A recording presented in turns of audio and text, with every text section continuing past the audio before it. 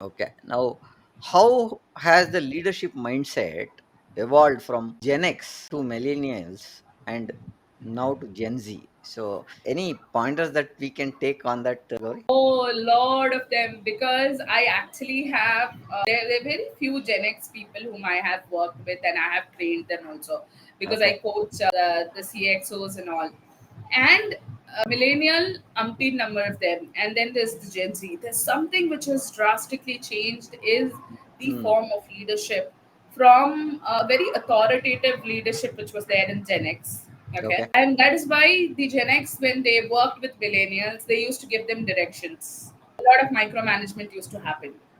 I remember when I joined as a fresher, I was told exactly what and all I'm supposed to do from morning till Hmm. evening. I was not using my brains, and if I do, I would be questioned for using that. Okay, you are like a horse with your sides covered, and you're supposed to only run in the direction which it is given.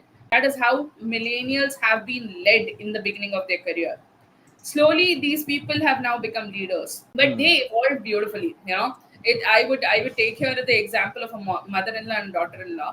So here, when the daughter-in-law became the mother-in-law, I mean, when the millennials became the leaders, they were not very pathetic mother-in-laws. They have evolved beautifully, but unfortunately the agility hasn't come, the acceptance to change hasn't come that well, which has to come with Gen Z.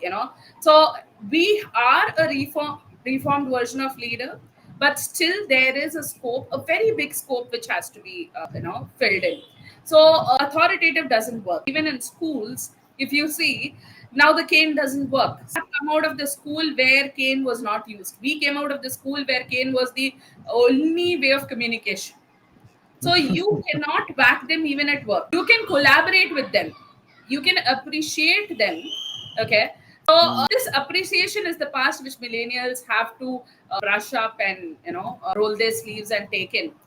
That collaboration and appreciation are very very important. Gen Z feeds on feedback, so appreciate them. At the same time, give them corrective measures immediately. Okay, but when you are giving them corrective measures, do not whack them, because that doesn't work.